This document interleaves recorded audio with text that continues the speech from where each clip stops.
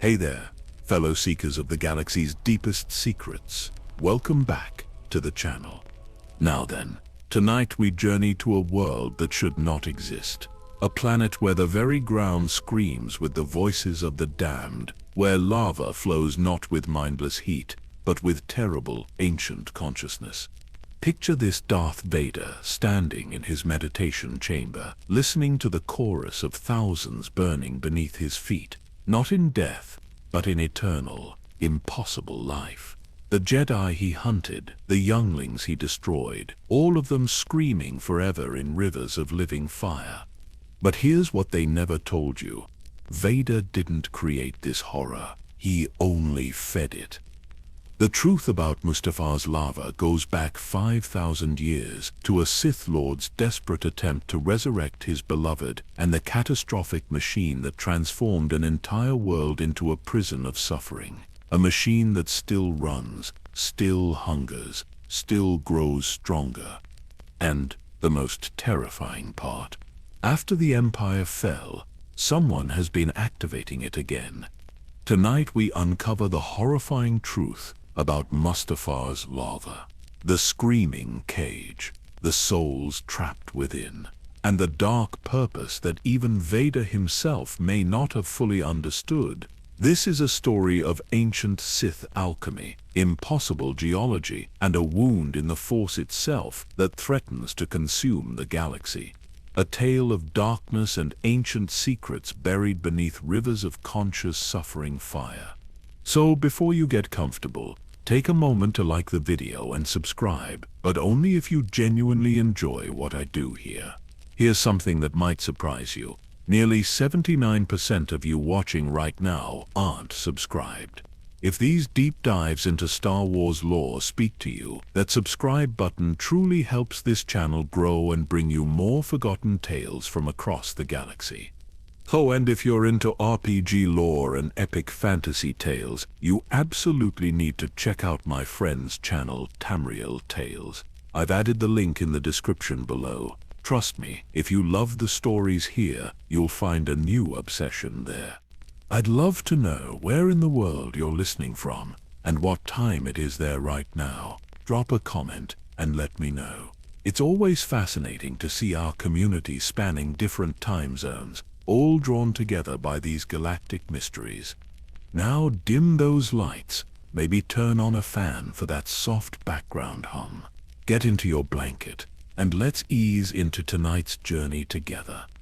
Because once we step onto Mustafar, there's no turning back. Let's begin. The year is 9 ABA. 9 years after the Battle of Yavin. 5 years since the Empire's fall at Endor. 5 years since Darth Vader's death aboard the second Death Star. The galaxy is rebuilding. The New Republic struggles to bring order to systems torn apart by decades of Imperial rule. And in the depths of their investigation divisions, teams scour abandoned Imperial facilities, searching for evidence of war crimes, hidden weapons, and the Empire's darkest secrets. You are one of these investigators. A geological surveyor assigned to the Imperial Secrets Investigation Division. Your team has been sent to the Outer Rim, to the Atravais sector, to a world that most would prefer to forget. Mustafar. The planet hangs in space like a wound. Angry crimson clouds swirl across its atmosphere, lit from below by the eternal glow of lava seas. No stars shine clearly here. The volcanic ash is too thick, the heat shimmer too intense. Everything about this world screams danger, whispers death, demands you turn away. But you don't turn away. You have a mission. Your ship descends through sulfuric clouds that scrape against the hull like claws. The air outside would kill you in seconds. Toxic fumes, superheated winds, and ash that could flay skin from bone. But your vessel's shields hold, and soon you break through into the nightmare below. Lava. Everywhere. Lava. Rivers of molten stone flow in every direction, carving glowing veins across obsidian plains. Some flows are crimson, others deep orange, and in the distance you can see patches that burn white-hot, bright enough to hurt your eyes, even through the viewport. Black plumes of smoke rise in columns, and the heat registers even through your ship's insulation. Your landing zone is a plateau of cooled volcanic rock, one of the few stable surfaces on this tortured world. Nearby, the skeletal remains of Imperial mining facilities rust in the corrosive air. Conveyor systems frozen mid-operation, processing plants abandoned to the elements, and in the distance, rising like a dark monument against the fire-lit sky, the ruins of Vader's castle. Even now, 5 years after his death, the fortress dominates the landscape, black spires reaching toward the ash-choked heavens, a monument to pain built upon a foundation of screaming stone. Your team disembarks in full environmental suits. 3 others join you on this mission. Dr. Senna Vross, your chief exogeologist. She's in her 50s, weathered by years of fieldwork on hostile worlds. She survived the Empire by keeping her head down, focusing on rocks and soil while the galaxy burned. But her eyes are sharp, and her mind sharper. If there's a geological mystery here, she'll find it. Jack Terran, your scout and security specialist, former Rebel Alliance, veteran of a dozen campaigns. He's younger, late 30s, but his face carries scars from fighting the Empire. He knows Mustafar's reputation, knows what Vader did here, and he's made it clear he doesn't like this place, doesn't trust it. And K7PO, your protocol droid and historian. His memory banks contain more Imperial archives than most libraries. He survived the purge of Imperial records by being overlooked, dismissed as obsolete. But those memory cores hold secrets that even the New Republic doesn't fully understand yet, and he's about to prove invaluable. Dr. Vross is already scanning the ground, her instruments beeping rapidly, too rapidly. These readings don't make sense, she mutters, tapping her datapad like it's malfunctioning. The lava composition, it's showing organic compounds, complex carbon chains. That's impossible at these temperatures. Anything organic should be instantly vaporized. Jack shifts uncomfortably, his hand resting on his blaster. Maybe the Empire was dumping something. Chemical weapons testing. No, Vross shakes her head. This is throughout the lava itself, woven into the molecular structure. It's like the lava is, I don't know how else to say this, it's like it's partially biological. K7PO waddles forward, his optical sensors glowing. Dr. Vross's findings correlate with Imperial geological surveys I have accessed. Survey team designated Victor 7 reported similar anomalies. Their final report was classified, and the team recalled. No further surveys were conducted. Recalled, you ask, or disappeared? The records are unclear, investigator. You look across the landscape. The lava flows in the distance, and something about them seems wrong. The patterns. They're too regular, too geometric. Rivers of molten stone shouldn't flow in perfect curves and angles. They shouldn't avoid certain areas while flooding others. And then you notice something else. The abandoned mining facilities, they're arranged in a circle, surrounding something. You pull up the aerial scans on your datapad, and yes, there it is.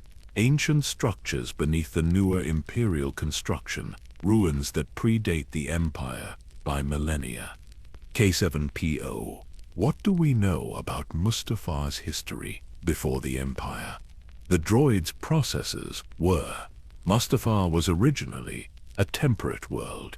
Investigator, forests, oceans, indigenous civilization. Approximately 5,000 years ago, a catastrophic event transformed the entire planet. The cause is disputed, but Sith historical texts reference Mustafar as the forge of torment and the world where screams become fire. A chill runs down your spine, despite the oppressive heat. Dr. Vross, you say carefully, those organic compounds in the lava, could they be from living tissue? She looks at you, and her face has gone pale.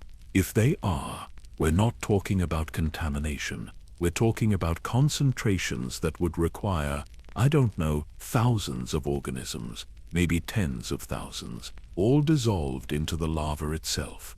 The ground trembles beneath your feet, just slightly, a rhythmic pulse like a heartbeat. Jack's hand tightens on his blaster. We should leave. Now, something's wrong with this place. But you're already looking at the ancient ruins, at the patterns in the lava, at Vader's castle in the distance, built over the oldest structures of all. The New Republic sent you here to investigate Imperial mining operations, to document what the Empire did on this forgotten world. But standing here now, feeling that pulse beneath your feet, watching lava flow in impossible patterns, you realize you've stumbled onto something far older, far darker. And it's been waiting. Your team sets up a temporary research station on the plateau, using prefabricated modules designed to withstand extreme environments. The heat outside is relentless, but your equipment holds, for now. Dr. Vross wastes no time. Within the hour, she's deployed sensor arrays across the surrounding area, drilling core samples from the cooled rock, analyzing atmospheric composition. Her dedication is almost manic, driven by scientific curiosity that borders on obsession. You understand. There's something deeply wrong here, and the scientist in her needs to understand it. The first results come back within hours, and they make no sense whatsoever. Mustafar's transformation wasn't gradual. It was instantaneous on a geological scale. The planet went from a thriving, temperate world to a volcanic hellscape in what appears to be a matter of days, not millennia, not centuries, days. This is impossible, Ross mutters, scrolling through data on her terminal. You can't transform an entire planet's geology that quickly. The energy required would be astronomical. You'd need to essentially restart the planet's core, superheat the mantle, and liquefy the crust simultaneously. She pulls up comparative scans. Look at this. The oldest lava flows date back exactly 5,012 years. Before that, nothing. Sedimentary rock, fossilized forests, dried riverbeds, and then suddenly, everything melts. K7PO interfaces with her computer, cross-referencing the data with historical records. The time frame correlates with Sith historical accounts of Lord Corvax's Bright Star ritual. The ceremony was said to have occurred in a single night. By dawn, Mustafar was transformed. One night, an entire world consumed in a single night. Jack is checking the perimeter, but even he's drawn to the findings. You're saying some Sith ritual did this, changed a whole planet. The dark side of the Force can achieve things that defy conventional physics, you reply. We've seen it before. Death Stars, world devastators, the Emperor's Force storms, but this is different. This wasn't destruction. This was transformation, permanent transformation. Vross highlights another anomaly. The lava composition itself is unprecedented. Standard volcanic lava is primarily basalt, silica compounds, iron, magnesium. But this, she gestures at the readings. This contains trace amounts of kyber crystal fragments, not just trace, actually, significant concentrations. Kyber crystals. The same crystals used in lightsabers, the same crystals the Empire mined to power the Death Star. Crystals that are inherently connected to the Force itself. There's more. Vross continues. Cortosis ore, which we know can short out lightsabers. Neuranium, which blocks sensors and Force detection. And something else, something I can't identify. An element that doesn't exist in any database. Its atomic structure is stable, but it radiates a form of energy that our instruments can barely register. She looks at you, and there's fear in her eyes now. Real fear. Whatever this element is, it's not natural. It was created, synthesized, and it's woven throughout every lava flow on this planet. K7PO accesses more ancient texts, projecting them as holograms. Sith hieroglyphs warning signs, fragments of rituals. Sith alchemical processes often involve the creation of new materials. Sith swords, for example, were forged using the dark side to alter matter at a fundamental level. If Lord Korvax attempted something similar on a planetary scale, the results would be catastrophic. You walk to the viewport, looking out at the lava flows. They're moving, always moving, but not randomly. You've been watching them for hours now, and patterns are emerging. Geometric patterns, spirals, symbols. The lava isn't flowing naturally, you say quietly. It's being directed. Varos joins you at the viewport. She's silent for a long moment, studying the flows. Then she activates the thermal imaging, overlaying it on the visual spectrum. The patterns become clearer. Ancient Sith runes, vast and terrible, written in rivers of molten stone across the entire visible landscape. They shift and change, but slowly, deliberately, like a language being spoken by the planet itself. "Dear Force," she breathes. It's not just directed, it's communicating. Jack backs away from the viewport. That's it, we're leaving right now. But K7PO is already correlating the symbols with his database. These runes are from the old Sith language, archaic, predating the modern Sith Empire by millennia. The translation is fragmented, but I can discern certain phrases. Eternal torment, flesh made flame, the scream that powers eternity. Your instruments start detecting gravitational anomalies beneath the surface. Massive hollow spaces in the planet's mantle, structures that couldn't possibly be natural. They form a network, like veins or neural pathways, spreading throughout the entire planetary core. "It's like a machine," Bry says, her voice barely a whisper. "The entire planet is a machine." She runs deeper scans, pushing your equipment to its limits. The temperature variations in the lava flows are revealing something extraordinary. Some flows burn at temperatures that exceed anything in nature. White-hot streams that should vaporize anything they touch, reaching heat levels comparable to the surface of stars. Yet mere meters away, other flows glow a dull red, barely hot enough to remain liquid. There's no geological explanation for this. No natural process that could create such extreme variations in such close proximity. The hottest flows. Vros notes, pulling up a map. They're concentrated around the oldest ruins, the ancient Sith structures. Whatever is generating this heat, it's centered there. K7PO calculates the energy output.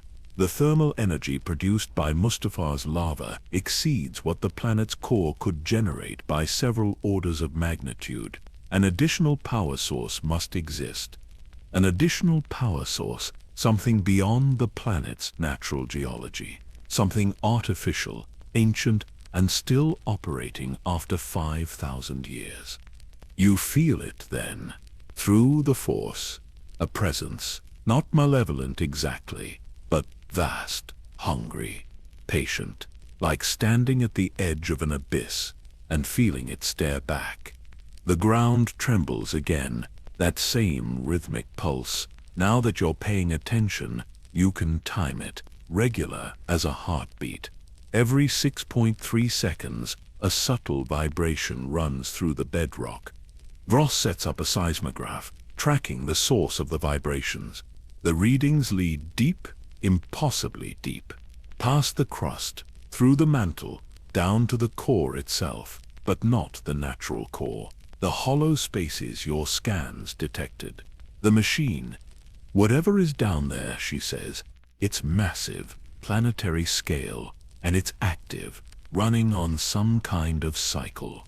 You access the Imperial records K7PO brought. Survey teams had detected these same anomalies decades ago, but their investigations were shut down, classified, on whose orders? The answer is in the file signatures.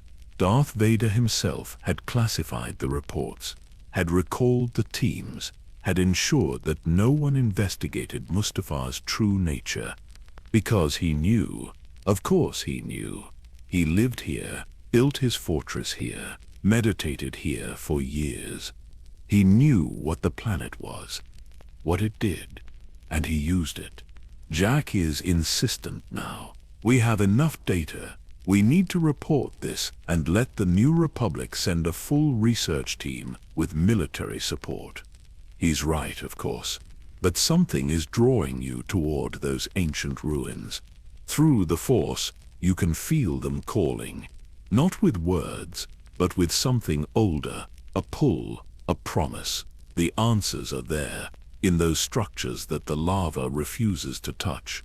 We investigate the ruins first, you say. Just a preliminary survey, then we leave. Vrace nods, already packing survey equipment. K7PO begins plotting the safest route through the lava flows. Jack reluctantly checks his weapons, muttering about bad feelings and worse decisions. As you prepare to venture out, you notice something else. The lava near your station has been flowing in the same pattern for the past hour, a spiral growing tighter, closer. Almost like the planet knows you're here. Almost like it's been waiting for you to come closer. The ancient texts called Mustafar, the world where screams become fire. Standing here now, watching impossible lava flow in deliberate patterns, feeling that pulse beneath your feet, you're beginning to understand what that means. This world doesn't just contain fire, it doesn't just produce heat. It consumes something far more precious and transforms it into eternal flame. The question is, what is it consuming? And has it been hungry for 5,000 years? You're about to find out. The journey to the ruins takes 3 hours across treacherous terrain. Your speeder bikes hover mere meters above rivers of lava, heat shimmer distorting everything beyond a few dozen meters. Jack leads, his combat experience keeping you on the safest paths. Vrace follows with sensor equipment, constantly monitoring for unstable ground. K7PO clings to your speeder, his processors working overtime to translate the Sith runes carved into every visible surface. The ruins rise from the volcanic plain like broken teeth, black obsidian towers. Their surfaces so smooth they seem almost liquid despite being solid stone. No windows, no obvious entrances, just geometric perfection emerging from chaos. As you approach, the lava flows part, not dramatically, not suddenly, but with clear intention. Streams of molten rock divide, creating a path of cooled stone directly to the largest structure. It's inviting us in, Vrace says, her voice tight. Or herding us, Jack replies, keeping his blaster drawn. You dismount near the entrance that has appeared in the obsidian wall. The opening is tall, easily 5 meters high, shaped like an elongated hexagon. Sith architectural preferences. They loved their angular geometries, their mathematical precision in service of dark purpose. K7PO illuminates the interior with his optical sensors. The light reveals a corridor that descends at a steep angle, walls covered entirely in hieroglyphs. The droid begins recording everything, his processors translating in real time. This is a chronicle, he explains, as you descend. The story of Lord Corvax and Lady Corvax. It begins here, at the entrance, with their rise to power 5,000 years ago. The hieroglyphs tell a tale familiar to anyone versed in Sith history. Two powerful Force users, drawn together by ambition and love in equal measure. They conquered this sector of space, ruled from Mustafar when it was still a paradise.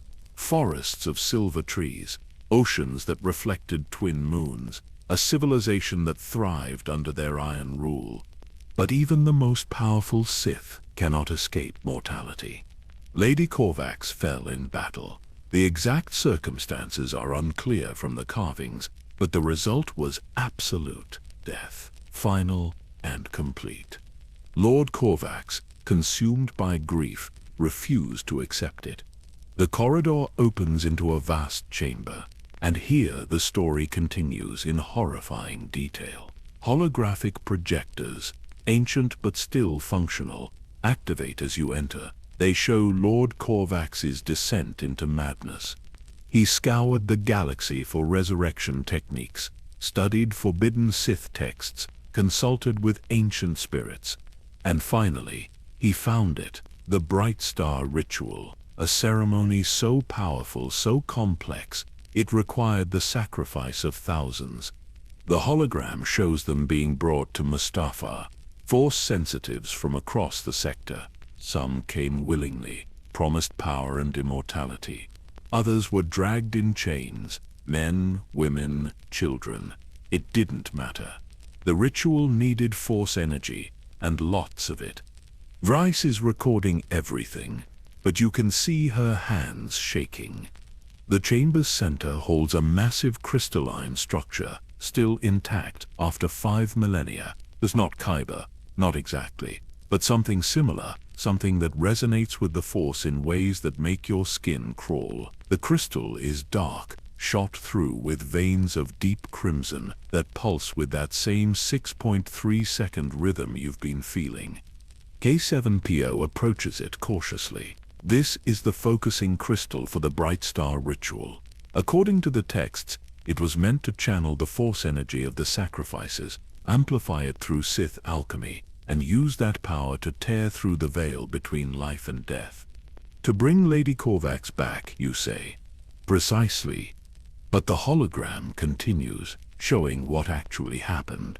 The ritual began at midnight. Thousands of Force sensitives, arranged in geometric patterns across Mustafar's surface. Lord Corvax at the center, channeling their energy through this very crystal. The power was immense. Reality itself began to crack. You can see it in the hologram, the fabric of space distorting, tearing, opening a gateway to somewhere beyond. For a moment, it worked. Lady Corvax's spirit appeared, reaching toward her beloved. Then everything went catastrophically wrong. The gateway didn't close. It inverted. Instead of bringing Lady Corvax back to life, it pulled her spirit through the crystal, trapping her within. And the thousands of Force sensitives, their energy already channeled and amplified, they were pulled in too. Not their bodies, their consciousness, their very essence. The hologram shows them screaming as their spirits were ripped from their physical forms and drawn into the planet's core. The energy was too much for the crystal to contain. It shattered, fragmenting throughout the planet's structure. And all that Force energy, all that suffering, it had to go somewhere. It transformed the planet itself. Mustafar's core superheated, the mantle liquefied, the crust cracked and melted. In a single night, paradise became hell, and every molecule of lava that formed, every drop of molten stone, it contained fragments of those trapped souls. The planet didn't just become volcanic, it became a prison, a torture chamber on a planetary scale. The screaming cage, K7PO intones, translating the final hieroglyphs. That's what Lord Corvax called it after. The apparatus that transformed Mustafar, a cage made of the planet itself, trapping thousands of souls in eternal torment. Vross has gone pale. The organic compounds in the lava, the energy readings, they're not contamination. They're people, or what's left of them. You walk deeper into the chamber, following a descending staircase carved from obsidian. More chambers branch off, each telling part of the story. Lord Corvax's desperate attempts to reverse the process. His growing madness as he realized what he'd done. His decision to add more victims, convinced that enough Force energy could break the cage and free his beloved. It never worked. Each new sacrifice only strengthened the prison, made the lava burn hotter, made the screams last longer. The final chamber holds Lord Corvax's tomb, empty of course, The hieroglyphs explain that in his final madness he threw himself into the lava, hoping to join Lady Korvax in their prison. Whether he succeeded, you'll never know. But the cage endured. K7PO discovers something else. Technical schematics, carved with obsessive precision into every surface of the final chamber. The complete design of the screaming cage, how it works, how it sustains itself. The trapped souls, their suffering generates force energy. That energy is converted to thermal power through alchemical processes embedded in the planet's structure. The heat sustains the lava sustains the prison sustains the suffering, an eternal cycle, perfectly balanced, self-perpetuating. It's a perpetual motion machine. Vross breathes, powered by conscious torment. But there's more. Additions to the original schematics, newer carvings, only centuries old instead of millennia, improvements, refinements, ways to make the cage more efficient, more powerful. Someone came here after Lord Korvax. Multiple someones across the centuries, Sith Lords who discovered this place and saw not horror but potential. A power source that would never run dry. A dark side nexus of unimaginable strength. A weapon that didn't need to be built because it already existed, had existed for 5,000 years, waiting to be used. The Empire found it too. You can see their survey marks, their analysis, their excited annotations. They understood immediately what they had. And Darth Vader, he understood most of all. You find his mark carved into the stone, the Imperial crest, accompanied by a single line of text in Basic. Here I belong. A sound echoes through the chamber, not mechanical, not geological, something else. It takes you a moment to recognize it. A voice. No, thousands of voices. Screaming, wailing, pleading, all of them distant, muffled, as if coming from impossibly far away. Coming from below, from the planet's core, from the lava itself. The screaming cage isn't a legend, it's real. It's been real for 5,000 years. And every drop of lava on Mustafar contains a fragment of someone who was once alive, once human, once capable of hope and love and dreams. Now they're fuel, eternal fuel for an eternal flame. Jack is already backing toward the exit. We have what we came for. Let's go. But K7PO has found something else. A passageway leading deeper toward the source of those screams. Toward the heart of the machine. Toward the screaming cage itself. The descent takes longer than it should. The passageway spirals downward through solid rock, carved with such precision that you suspect the force was used in its creation. No tool marks, no imperfections, just smooth obsidian reflecting your lights in distorted patterns. The temperature should be rising as you go deeper, but instead it fluctuates wildly. One moment you're sweating through your environmental suit, the next you're shivering despite the insulation. The air itself seems confused, unable to decide if this is a furnace or a tomb. Those voices grow stronger. What started as distant echoes now resolves into distinct sounds. Words, please, some in languages you recognize, others in tongues dead for millennia. K7PO's audio processors isolate individual voices. Help me, please, no more. I can't. Over and over, thousands of voices, each trapped in their own personal moment of agony, repeating endlessly.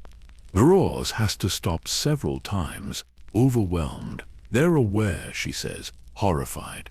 After 5,000 years, they're still aware. The passageway opens into a cavern so vast your lights can't reach the far walls. You're standing on a platform of stone suspended over an abyss. Below you can see it. The screaming cage. It's beautiful in the way that terrible things can be beautiful. Crystalline structures emerge from the cavern floor, rising like a forest of frozen lightning. Each crystal pulses with that crimson light, perfectly synchronized. The 6.3-second rhythm that you've felt since arriving on Mustafar, here it's visible, tangible, overwhelming. But it's what's inside the crystals that stops your breath. Faces, hundreds, thousands of faces frozen in eternal screams, pressed against the crystalline surfaces from within, like people trapped under ice. Some are barely visible, just suggestions of features. Others are horrifyingly clear, their expressions of agony preserved in perfect detail. These aren't representations. These aren't artistic depictions. These are the actual souls, their consciousness somehow given visible form within the crystal matrix. K7PO's sensors go into overdrive, recording everything. The crystalline structure is unlike anything in my database. It exists simultaneously in normal space and in the Force itself, a hybrid state of matter that can contain conscious energy indefinitely. You reach out through the Force and immediately wish you hadn't. The suffering hits you like a physical blow. Not just pain, but the memory of pain, experienced over and over for 5,000 years. Each soul trapped in the moment of their death, their sacrifice, their betrayal, living it, dying it, forever. And there, at the center of the crystalline forest, the largest crystal of all, inside it, a single figure, more clearly defined than any other. A woman in ancient Sith robes, her face a mask of sorrow and rage. Lady Corvax, the first victim, the one who was supposed to be saved.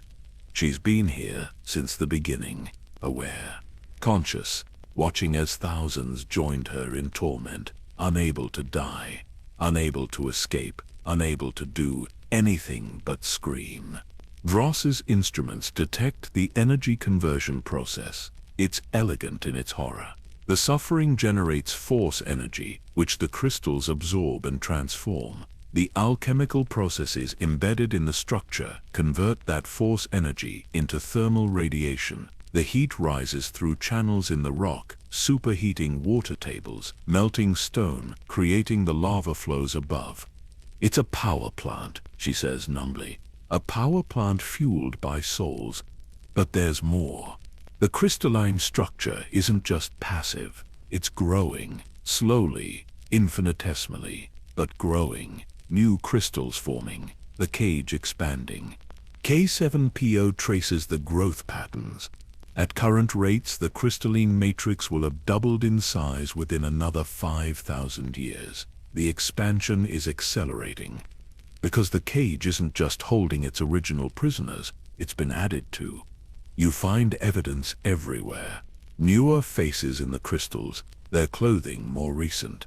Some from 1,000 years ago, some from centuries past, and some Force help you, some from within the last few decades.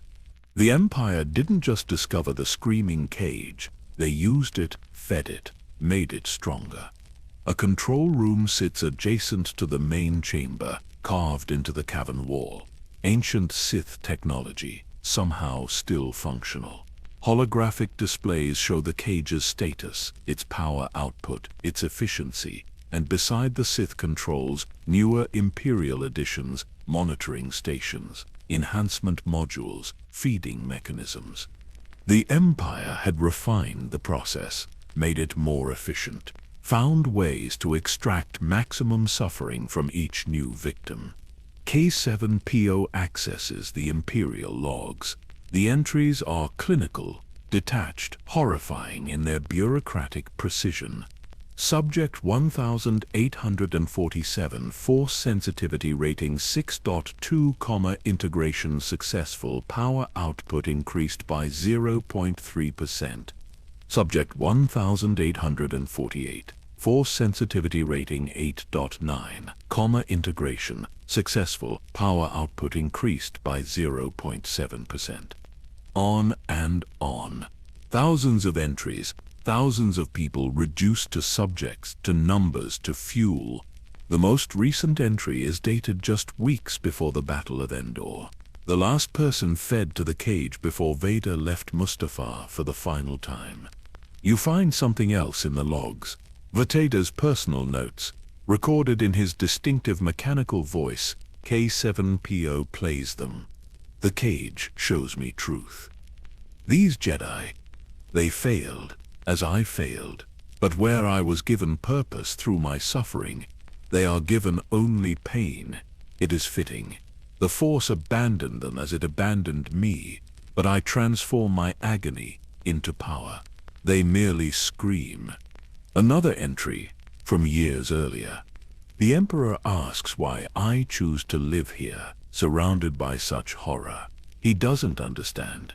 This is not horror to me. This is clarity. Every scream reminds me that sentiment is weakness. Every trapped soul proves that the light side offers no salvation. Only the dark side has power. Only through the dark side can one achieve anything lasting. And a final entry. The last thing Vader recorded here. I feel them sometimes. Their pain calls to mine. We are alike. They and I, trapped, burning, unable to escape what we've become. The difference is that I chose this. They had it forced upon them. Sometimes I wonder which is worse. Even Darth Vader, the Emperor's enforcer, the scourge of the Jedi, questioned this place in his final days. But he never freed them, never shut it down, never even tried. Ross discovers the shutdown mechanisms, or rather, the lack of them. There's no way to turn this off, she reports. The system was designed to be permanent, self-sustaining. Any attempt to disrupt it would cause a cascade failure. What kind of failure, you ask? Though you already know you won't like the answer. The kind that releases all the stored energy at once. The thermal output would be equivalent to a supernova. Everything within the sector would be vaporized. So the cage can't be destroyed without killing billions. Can't be shut down without releasing unimaginable destruction. Can only continue forever, trapping and tormenting souls until the heat death of the universe. Lord Korvax built well. Built something that would outlast the Sith, outlast the Empire, outlast everything. You stand there, looking at those faces in the crystal. Some are still clearly recognizable as human, Twir, Zabrak, all the species of the galaxy. Others have degraded, their features melted by 5 millennia of torment into barely recognizable masks. And they're all still aware, still feeling, still trapped in that eternal moment. Through the Force, you sense their individual presences. A Jedi Padawan who thought she could hide from Order 66. A Night Sister warrior who challenged Vader directly. A Force-sensitive child taken from her parents. Each one a person. Each one with a story, a life, dreams that ended here. The lava you've been walking on, flying over, studying clinically, it's all of them. Every drop contains their dissolved consciousness. The crimson flows are their rage. The white-hot streams are their terror. The black rivers are their despair. Mustafar doesn't just have lava. Mustafar is the prisoners. Their suffering made physical, their screams made flame. Jack has seen enough. We're leaving now. We report this. Let the New Republic figure out what to do. He's right. You've documented everything. You have the proof. The galaxy needs to know what happened here, what's still happening here. But as you turn to leave, movement catches your eye. In the largest crystal, Lady Korvax's face has shifted. Her eyes, which have been frozen in an expression of agony for 5,000 years, now focus on you. And through the Force, you hear her, not screaming, speaking. Free us. 2 words, the first coherent message from the screaming cage in 5 millennia. Free us, or join us. Those are the only endings this place permits. The crystals pulse brighter. The temperature spikes. Somewhere in the distance, you hear lava beginning to flow faster, rising, approaching. The planet knows you're here. knows you've seen its secret, and it's not done with you yet. The escape from the screaming cage is desperate and chaotic. Lava surges through channels you hadn't noticed before, cutting off your original path. The cavern itself seems to shift, walls moving with geological speed that shouldn't be possible. K7PO calculates alternate routes while Jack physically pulls Vross away from her instruments. She's still trying to record data, even as the temperature climbs to lethal levels. You make it to the surface just as the entrance collapses behind you. Not a cave-in. A deliberate ceiling. The obsidian flows like water for a moment, then hardens, closing the passage as if it had never existed. Back at your research station, the team is silent. What do you say after witnessing something like that? How do you process the knowledge that you've been walking on conscious suffering? But your investigation isn't complete. There's one location you haven't explored yet, the place that looms over everything else on this world. Vader's castle. The fortress stands against the firelit sky like a monument to pain. Even from a distance, you can feel it through the Force. Not just dark side energy, though there's plenty of that. Something more specific, more personal. The psychic residue of one man's suffering, concentrated and amplified over decades. The flight to the castle takes 30 minutes. As you approach, details emerge that weren't visible from far away.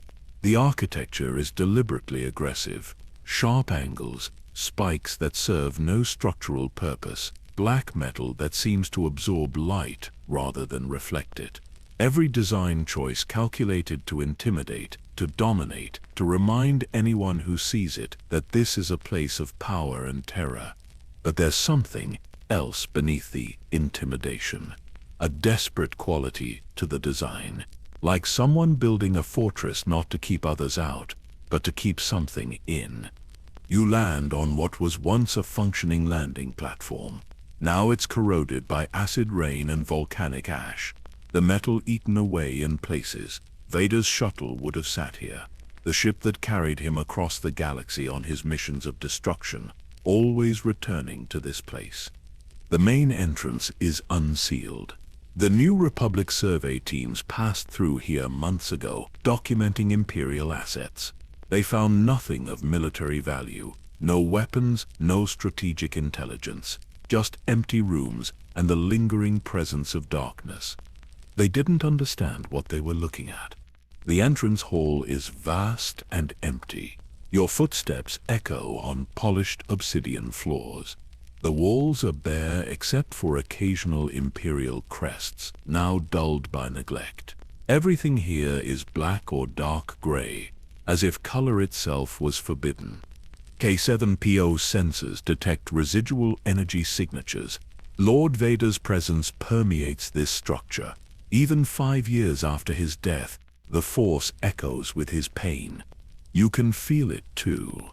Every room you pass through carries the weight of his suffering, not as memory, but as if the suffering itself has soaked into the walls, the floor, the very air. Jack discovers something disturbing. The layout makes no sense. Look at this. He pulls up architectural scans on his datapad. Half these corridors lead nowhere. Dead ends, and the rooms that do connect, they're arranged in patterns that serve no practical purpose. Vross examines the patterns, her scientific mind searching for logic. They're not random, though. There's a mathematical precision here. Fibonacci sequences. Sacred geometry. This is ritual architecture. The castle isn't just a building, it's a focusing array. Every corridor, every chamber, every angle and intersection designed to channel Force energy in specific ways.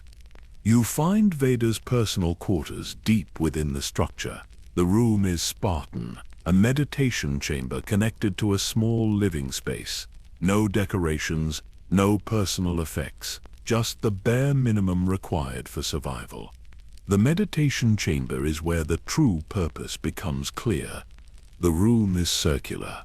Walls made of the same dark crystal you saw in the screaming cage. Not identical, but similar. A resonant material. In the center, a raised platform where Vader would have sat, and beneath that platform, visible through transparent sections of floor, channels carved into the bedrock. Channels filled with lava. Not just any lava. The readings Frost takes show this is the most force-saturated lava on the entire planet. The suffering is concentrated here, distilled, refined. K7PO accesses the castle's computer core, surprisingly still functional on backup power. The files are encrypted, but Imperial codes are no match for a droid who spent decades in their service. What he finds changes everything you thought you knew about Darth Vader. Personal logs, hundreds of them, recorded over 20 years, from the castle's construction shortly after Revenge of the Sith until just weeks before the Battle of Endor. The earliest entries are what you'd expect. Vader describing his meditation techniques, how he draws power from the dark side, how the pain of his injuries, the constant agony of his cybernetics, fuels his connection to the Force. But then something shifts. I have discovered the true nature of this place. The lava that burned me.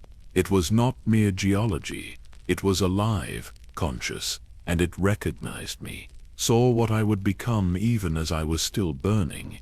It marked me, claimed me. I belong to Mustafar as much as I belong to the Emperor. Another entry, months later. I meditate upon the suffering below. Thousands of voices, screaming for millennia. The Jedi among them cry out for release, for redemption, for the light they believed would save them. But there is no salvation, only the eternal truth that power is all that matters. Their weakness sustains my strength. The meditation chamber was designed to let Vader commune directly with the screaming cage, to draw power not just from the dark side generally, but specifically from the tortured souls trapped beneath the planet's surface. But the logs reveal something unexpected: doubt. Sometimes, in the deepest meditations, I hear her voice among the others, Padme, telling me this is wrong, begging me to stop, but it cannot be her. She is dead, gone. This is merely the cage attempting to manipulate me, using my own memories as weapons. Years pass between entries. Each one shows Vader wrestling with what he's become, what this place represents. The Emperor sent Inquisitors today, Force-sensitive children, barely trained failures in his eyes. He commanded I dispose of them. I brought them to the cage. Watched as their essence joined the chorus. They screamed for mercy. I gave them purpose instead. Their suffering will power the Empire for millennia. Then later, I stood in the chamber where Lady Corvax remains imprisoned. 5,000 years of torment, visible in her crystallized face. I asked her if she would choose differently, knowing the cost, through the Force. I felt her answer. She would endure it all again for one more moment with her beloved. I do not know if I admire her conviction or pity her delusion. The final entries, recorded in the months before Endor, show a transformation. The boy came to me. Luke, my son. He does not know, but I felt him through the Force, light side, untainted. Everything I once was before Mustafar, before the cage, before I became this thing in the mask. The Emperor wants him turned or destroyed. I do not know which would be worse. And the last entry, recorded the day before Vader left for the Death Star. I have fed this place for 20 years, brought it Jedi, Inquisitors, anyone touched by the Force who stood against the Empire. I told myself it was duty, necessity, justice for their weakness. But standing here now, preparing to face my son, I wonder if it was simply easier to damn others than to confront my own damnation. The cage calls to me, wants me to return, to stay forever, adding my suffering to its power. Perhaps I will. Perhaps that is all I deserve. But Vader didn't return. He went to the Death Star, confronted the Emperor, saved his son, and died, finally free of this place. Or so everyone believed. Ross discovers something in the lava channels beneath the meditation chamber. Recent activity. The flows have been moving in new patterns since Vader's death, forming shapes, symbols. The shape of his helmet, over and over, as if the planet is trying to recreate him, to bring him back. Because Vader's connection to Mustafar didn't end with his death. His body was burned on Endor, but his essence, his suffering, everything that made him who he was for 20 years, it was all bound to this world. The screaming cage had claimed him long before he died. And now, 5 years later, the planet is still trying to pull him back home. The mining facilities sprawl across the northern plateau, a vast industrial complex that once employed thousands. From orbit they look abandoned, rusting infrastructure, collapsed processing towers, the skeletal remains of imperial ambition. But something draws you here, a feeling through the force, echoes of something terrible that happened in these structures. K7PO has been analyzing imperial logistics records, cross-referencing shipping manifests and personnel files. What he's found doesn't make sense from a mining perspective. The facility imported minimal mining equipment, he reports, as you navigate through the complex. No heavy drills, no advanced extraction machinery, but the personnel roster included dozens of Imperial officers trained in force-sensitive containment protocols. Force-sensitive containment, not mining. Containment. The first building you enter was labeled as a processing center in the Imperial records. But processing what, exactly? The equipment inside tells a different story than ore refinement. Holding cells, dozens of them, small, cramped, lined with cortosis, to prevent force use. The doors still bear scorch marks. Lightsaber burns. Someone tried to escape. Many someones. Over the years, Ross's instruments detect lingering biosignatures. There were people held here, lots of them. The cellular residue suggests high-stress hormones, adrenaline, cortisol, fear. You move deeper into the facility, and the true scope becomes clear. This wasn't a mining operation. It was a processing center for human beings. The interrogation rooms come next. More cells, but these equipped with Imperial torture devices, neural disruptors, pain amplifiers. Technology designed not to extract information, but to break spirits, to make force-sensitive suffer in very specific ways. K7PO accesses a terminal that still has partial power. The files are fragmented, but what remains is damning. Subject intake logs. Thousands of them. Subject 0847, species Twill, queer, age 23. Force sensitivity confirmed. Resistance level high. Assigned to Conditioning Unit 3. Subject 0848, species human, age 12. Force sensitivity confirmed. Cooperation achieved through familial leverage. Assigned to Integration Chamber 1. They're not talking about prisoners of war. They're talking about Jedi, about Force sensitives rounded up after Order 66. Children, Padawans, knights who survived the initial purge only to be brought here. The dates span from 19 BBY, right after the Republic fell, to 4 ABY, mere weeks before the Battle of Endor. 20 years of systematic processing. Jack finds personal effects in a storage room. Items confiscated from the prisoners. Lightsabers, hundreds of them, piled like scrap metal. Jedi robes in various sizes. Holocrons, their data cores wiped clean. And smaller items, a child's toy. A holophoto of a family.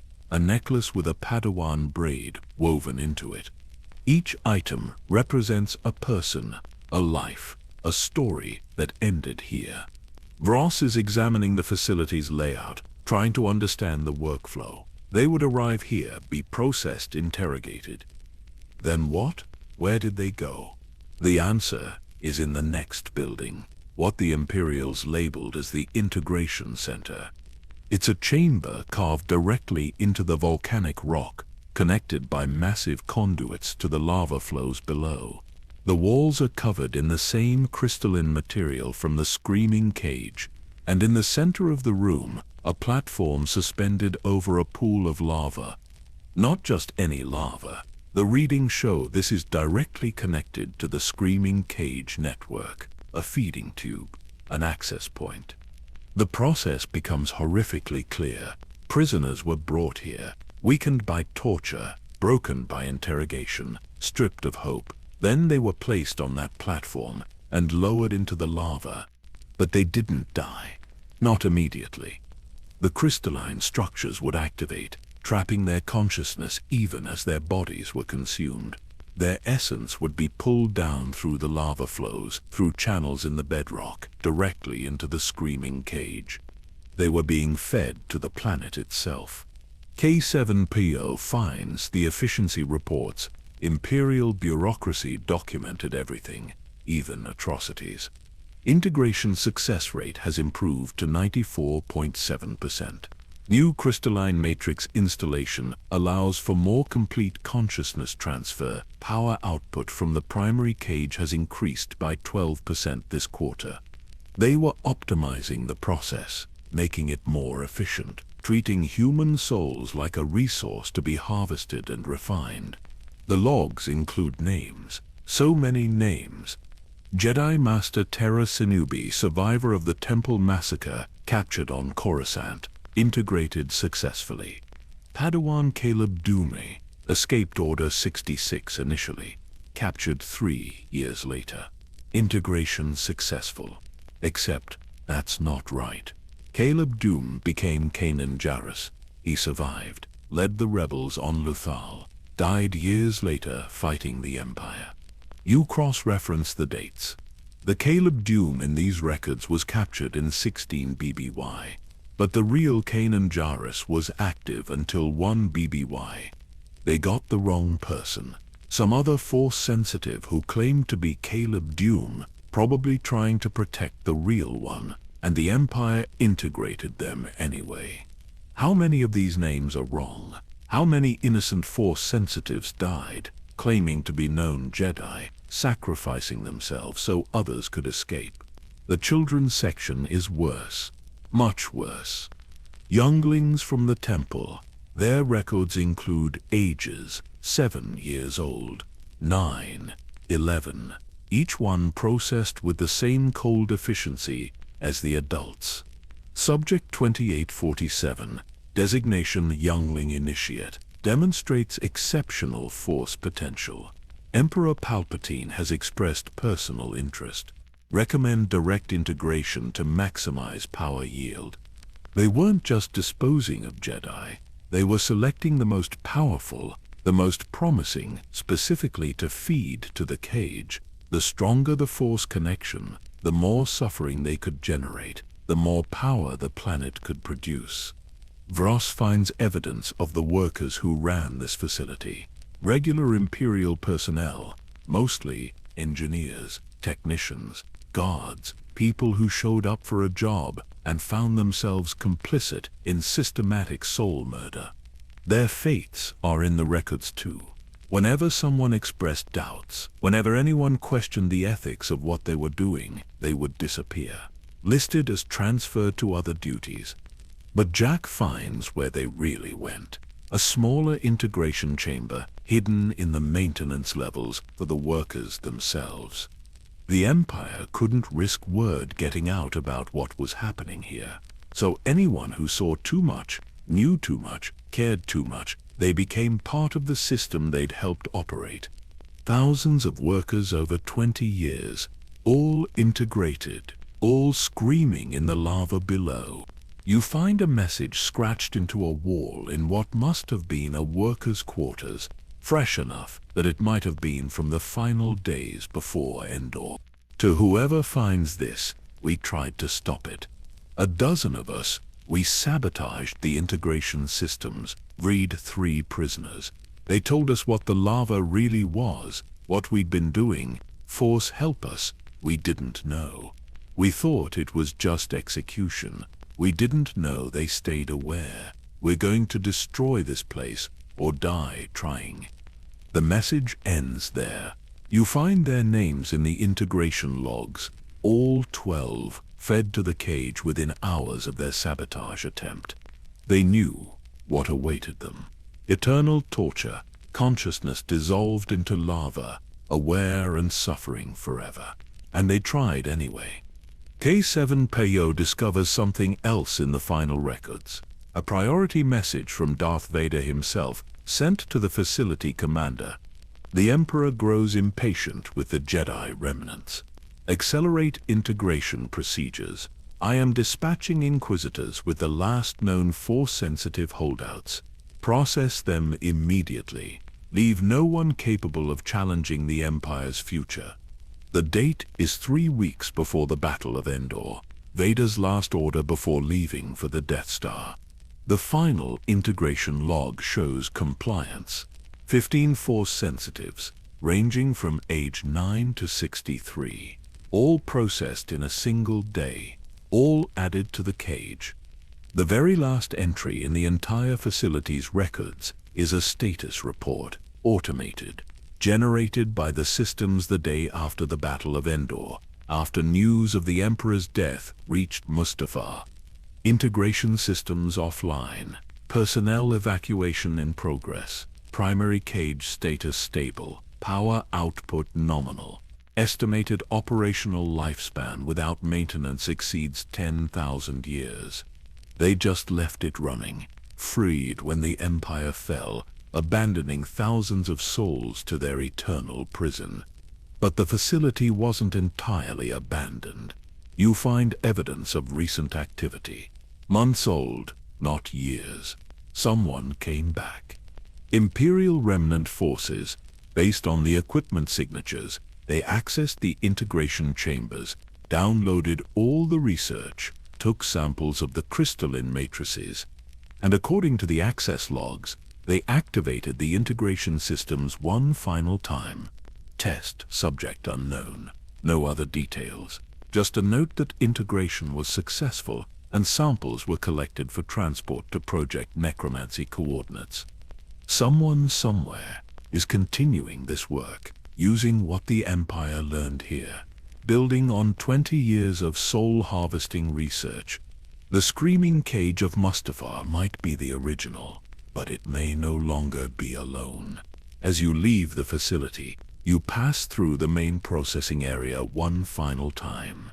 The walls are covered with scratches, messages left by the prisoners in their final moments. The Force is with me. I am one with the Force. Repeated hundreds of times, thousands. The Jedi mantra, the final prayer of those who died believing in the light. You wonder if it brought them comfort, or if it only made the betrayal worse when they realized the Force couldn't save them from this fate. Either way, they're still down there, still repeating those words, still believing, or trying to believe, even after everything. The galaxy calls them the fallen, the lost, the victims of the purge. But standing here, knowing the truth, you understand they're not lost. They're trapped, and they're waiting for someone to remember them. Dr. Vross has spent the last 6 hours running every test she can devise on the lava samples. What she's discovered defies everything known about geology, physics, and the nature of matter itself. She calls you back to the research station, her face a mixture of scientific fascination and existential horror.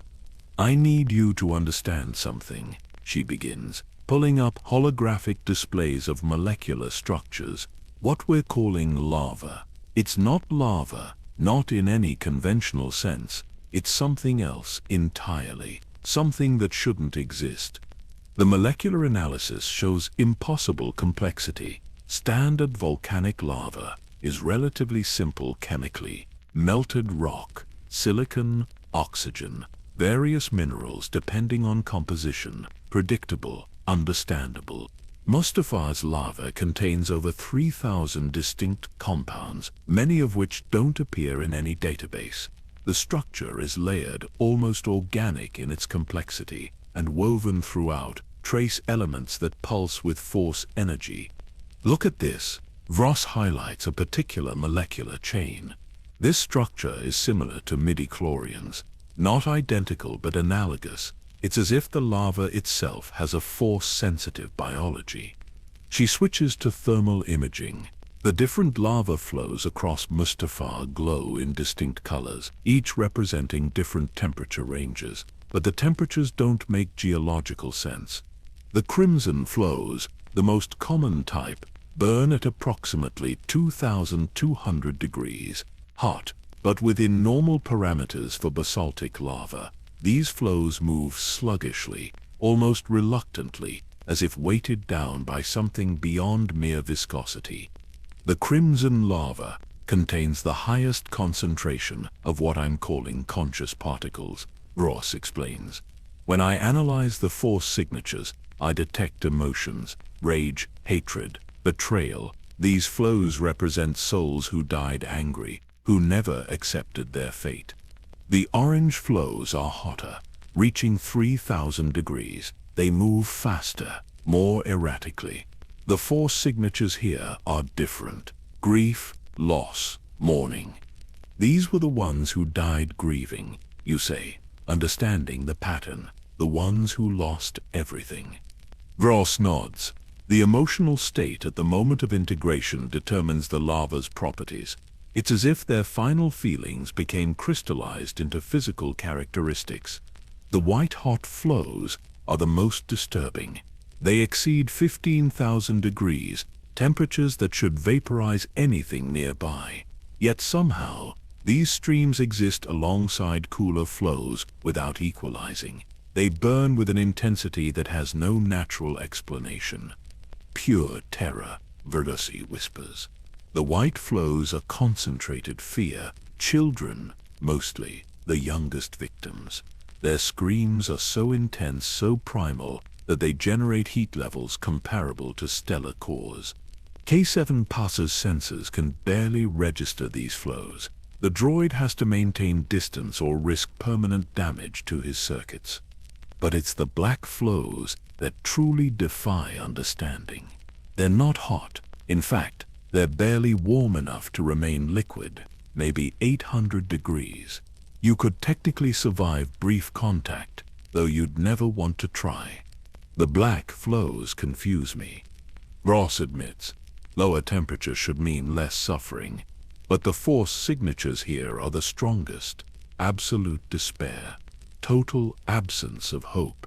These are the ones who broke completely before integration, who accepted that there was no escape, no salvation, no point to anything. The despair is so absolute that it's cold, beyond emotion, beyond suffering, just void. You've been studying the flow patterns from orbit, watching how the different types interact. They don't mix, ever. The boundaries between flow types are absolute, as if invisible barriers prevent them from combining.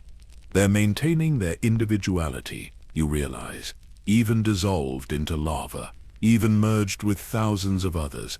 Each person is trying to stay separate, to remain themselves. Voss confirms it with her analysis. The molecular boundaries show deliberate structure. These aren't random chemical reactions. This is conscious resistance. They're fighting, even now, to not lose their identity to the collective. But there's something else, a pattern in how the flows move. You've been watching them for days now, and you've started to recognize it. They're not just expressing emotion, they're trying to communicate. The lava forms, shapes, fleeting, temporary, but deliberate, faces, hands reaching up, symbols from various cultures and languages, all of it dissolving back into the flow within seconds. But the intent is clear. They know you're here. They know you're studying them, and they're trying to tell you something. K7PO develops a program to analyze the patterns, looking for repeated symbols or sequences. What he finds is heartbreaking. Help, repeated thousands of times across all the flows, different languages, different scripts, but the same message: help us. Some flows form names, their own names presumably, trying to remind the universe that they were once individuals, once people with identities and lives. Others form the names of loved ones, family members, friends, people they left behind 5,000 years ago, or 50 years, or 5, calling out to those who are long dead themselves, or who have forgotten them entirely. Vross discovers something else in her analysis. The lava is evolving. The molecular structure is more complex now than in the samples from Imperial records 20 years ago. It's learning, adapting. The consciousness within is finding ways to express itself more clearly. She shows you comparative data. Early lava samples were relatively simple in their force signatures, undifferentiated suffering. But current samples show sophistication, nuance. The trapped souls are developing new ways to exist within their prison. Some have learned to move between flows. Their consciousness isn't fixed in one location, but distributed across multiple lava streams. They're achieving a form of mobility, even in their imprisonment. Others have learned to combine their efforts. Small groups working together to create more complex messages, more detailed images, brief moments of cooperation in a hell designed to isolate. It's remarkable, Vross says, then immediately looks horrified at her own words. I mean, it's terrible, absolutely terrible. But from a scientific standpoint, the adaptability is unprecedented. Consciousness finding ways to survive and evolve even under impossible conditions. You understand what she means. It's the same quality that let Jedi survive. Order 66, the same resilience that kept the rebellion alive through the darkest years of Imperial rule. The refusal to give up, even when giving up would be the logical choice. These souls have been tortured for millennia. They should have degraded into nothing, should have lost all sense of self, but they haven't. They're still fighting, still trying to be heard. The question is why? K7 Pei, E7 theory. The Force sustains them, not by choice, but by nature. Force-sensitive beings are connected to the cosmic force in ways that transcend physical death. The screaming cage exploits this connection, preventing their consciousness from moving on while simultaneously using that connection as fuel. It's the ultimate perversion of the Force.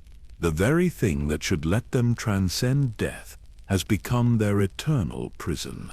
Vross makes another discovery.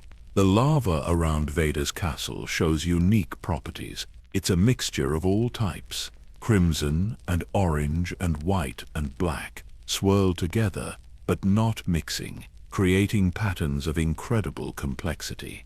Vader meditated here for decades, she notes. His presence in the Force must have influenced the lava, drew certain types to him, the ones he resonated with. You examine the patterns, they form a portrait, almost, the suggestion of a face, not Vader's mask, but the face beneath, Anakin Skywalker, burned, scarred, eternal. The planet is trying to recreate him, you say. It wants him back. Since Vader's death, the lava patterns around his castle have become more focused, more deliberate. The planet is attempting to reconstruct his consciousness from the echoes he left behind. So far it hasn't succeeded, but the attempts are getting more sophisticated. Vars runs one final test. She wants to see if the lava responds to external Force influence. With your permission, she asks you to reach out through the Force to make contact with the consciousness in the lava. You hesitate. The last time you touched the Force near the screaming cage, it nearly overwhelmed you, but you need to understand. You reach out, gently, carefully. The response is immediate and overwhelming. Thousands of voices all trying to speak at once, not words, emotions, memories, fragments of lives lived and lost. A Jedi Knight remembering her Padawan, wondering if the child escaped. A Night Sister warrior reliving her final battle, the moment Vader's lightsaber pierced her heart. A mechanic from the mining facility, forever trapped in the moment he realized what the Empire was really doing. And beneath it all, a presence, vast, patient, the planet itself, now awakened to consciousness through 5,000 years of accumulated suffering. It doesn't speak, not in words, but you feel its intention. It's waiting, gathering strength, learning from every soul it contains. And when it's ready, when it's learned enough, when it's grown powerful enough, it will act. What it plans to do, you don't know yet. But you will. Soon enough you'll understand exactly what Mustafar has become. And by then, it may be too late to stop it. Not everyone who came to Mustafar came to exploit it. K7PO's archival systems contain records that span millennia, and buried within them are accounts of those who tried to end the screaming cage. Failed attempts, every one of them, but attempts nonetheless. The earliest recorded effort dates back to approximately 4000 BBY. A Jedi archaeological team investigating rumors of ancient Sith installations discovered the truth about Mustafar. Their mission logs describe the horror of their realization and their immediate determination to shut down the cage. Master Corin Vale led the expedition. His personal journal survived, recovered from a data cache on a nearby moon. We thought we had seen darkness before. The Sith tombs on Korriban, the massacres on Onderon. But this surpasses all of it. Here suffering has been industrialized, made eternal, made purposeful. We cannot allow this to continue. The Jedi team spent 3 months studying the cage, searching for a way to deactivate it safely. They brought their finest minds. Engineers, Force scholars, healers who specialized in releasing tormented spirits. Their conclusion was devastating. The cage couldn't be destroyed without catastrophic consequences. The energy release would propagate through the crystalline network, causing a chain reaction that would tear the planet apart, possibly destabilize the entire sector. But they tried anyway. Master Vale's final entry describes their attempt. They gathered in the main chamber 12 Jedi working in concert. They would use the Force to sever the connection between the trapped souls and the crystalline matrix, free them all at once, accept whatever destruction might follow. The attempt lasted 7 hours. At first, they seemed to be succeeding. The lava flows calmed, the screaming diminished. Individual souls began to separate from the collective, preparing to pass into the Force. Then something went wrong. The cage fought back. 5,000 years of accumulated dark side energy focused and amplified through Sith alchemy proved too powerful. The Force technique the Jedi were using inverted. Instead of freeing the trapped souls, it began pulling the Jedi themselves into the Matrix. 3 of them were lost before Master Vale ordered the retreat, their consciousness torn from their bodies and absorbed into the cage. The remaining 9 barely escaped with their lives. The Jedi Council declared Mustafar off limits, a forbidden world. The knowledge of what existed here was classified, shared only among the highest-ranking masters. But others would try again. 1,000 years later, during the New Sith Wars, a group of Jedi under Master Valentine Farfalla made another attempt. They brought new techniques, different approaches. They'd learned from Master Vala's failure. Their records show more sophisticated understanding. They recognized that the cage was self-aware by this point. 6,000 years of operation had given it a form of consciousness. They would need to negotiate with it, not just attack it. Master Farfalla spent weeks in meditation, trying to communicate with the planetary consciousness. His reports describe a terrifying experience. It speaks, but not with words. It shows me what it has become. Not just a prison, but an ecosystem. The souls within have formed relationships, hierarchies, alliances. They suffer, yes, But they also exist. To free them now would be to annihilate an entire civilization of consciousness. This was the horror they hadn't anticipated. The trapped souls had adapted, found ways to exist within their torment. Some had even formed something resembling community, groups of consciousness that clung to each other for comfort in the eternal dark. To destroy the cage might actually be worse than leaving it intact. It would mean true death for thousands of souls who had found a way to survive, however painful that survival might be. Master Farfalla and his team withdrew. Another failure, but one that added crucial understanding. The next major attempt came from an unexpected source. The Night Sisters of Dathomir, led by Mother Talzin herself, learned of Mustafar during their own explorations of dark side nexuses. Their approach was different from the Jedi. They didn't want to free the souls. They wanted to control them, to harness the cage's power for their own purposes. The Night Sisters' attempt is recorded in their oral histories, later transcribed by Imperial scholars. Mother Talzin led a coven of 13 to Mustafar, bringing with them ancient Dathomiri magic that predated even the Sith. They lasted 2 days. The planetary consciousness, now thousands of years old and sophisticated in its malevolence, turned their own magic against them. 4 Night Sisters died. The rest fled. Mother Talzin herself was nearly consumed, saved only by her exceptional power and the sacrifice of her coven members. She declared Mustafar cursed beyond even Dathomiri magic to cleanse, a place where the dark side had become so concentrated that it developed immunity to manipulation. Then came the Clone Wars, and everything changed. During the final days of the Republic, Jedi Master Mace Windu became aware of rumors about Mustafar. His investigation was cut short by Order 66, but his preliminary notes survived in the Jedi archives. If the rumors are true, Mustafar represents a threat beyond the Separatists, a wound in the Force that grows stronger with time. After the war, we must address this. The longer we wait, the more dangerous it becomes. But there would be no after the war for the Jedi. Order 66 saw to that. The Empire, of course, had no interest in shutting down the cage. They saw only opportunity, a power source, a disposal method for Force sensitives. Darth Vader's personal meditation chamber.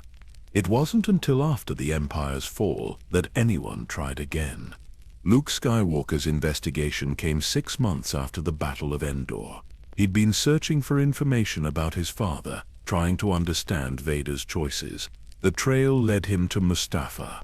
His report to the New Republic Senate, declassified only months ago, describes what he found. I felt them immediately. Thousands upon thousands of Force-sensitive souls trapped in a state between life and death. Among them I sensed Jedi. I had read about masters whose wisdom was lost at the temple, Padawans who never got the chance to become knights. And yes, even traces of my father's presence, his suffering woven into the very structure of this place. Luke attempted what no one else had dared. He tried to offer the souls peace through the Force, not freedom, which seemed impossible, but acceptance, release from their struggle, a form of meditation that might ease their torment. For a brief moment, it seemed to work. The lava flows calmed, the screaming faded to whispers. Individual souls reached out to Luke through the Force, grateful for even momentary relief. Then the planetary consciousness responded. It didn't just attack Luke, it tried to seduce him, showed him visions of what he could become if he accepted the cage's power. Whispered that his father had been right to use this place, that power like this was too valuable to destroy. Luke felt himself slipping. The dark side here was overwhelming, reinforced by millennia of suffering. He nearly gave in, nearly stayed. He was saved by a vision, not from the Force, but from the trapped souls themselves. They showed him what would happen if he fell, how he would become another Vader, another keeper of the cage. another source of suffering. That vision gave him the strength to leave. His final recommendation to the New Republic was clear: quarantine the planet, station monitors to ensure no one exploits it, but attempt no rescue. The cage is beyond current understanding. Any effort to destroy it would likely fail and cost lives in the process. The New Republic Senate agreed.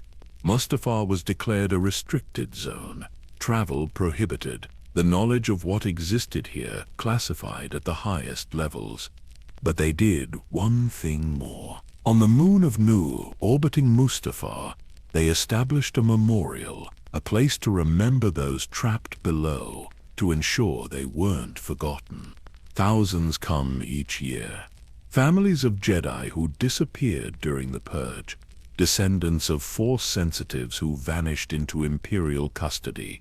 They don't know the truth about Mustafar, only that their loved ones are commemorated here. The memorial lists names, as many as could be recovered from Imperial records and Jedi archives. Thousands of names carved into black stone, a fraction of those actually trapped below, but a beginning. And there, among the names of Jedi Masters and Knights, you find the workers from the mining facility, the ones who tried to sabotage the integration chambers, their names recorded not as criminals, but as heroes who gave their lives trying to stop an atrocity. Standing in that memorial, reading those names, you understand something crucial. The screaming cage may be impossible to destroy. The trapped souls may be beyond rescue, but they don't have to be beyond remembrance. Every person who tried to shut down the cage failed, but every attempt added to the understanding. Every fail taught something new, and perhaps someday, all that accumulated knowledge will be enough. The galaxy hasn't given up on Mustafar. It's just waiting, learning, preparing for the day when the solution finally presents itself. Until then, the vigil continues, the memorial grows, and the names of the lost are spoken aloud, ensuring that however long they suffer remembered. It's not freedom, but it's not abandonment either. It's hope, however fragile, however distant. Hope that one day, somehow, the screaming will finally stop.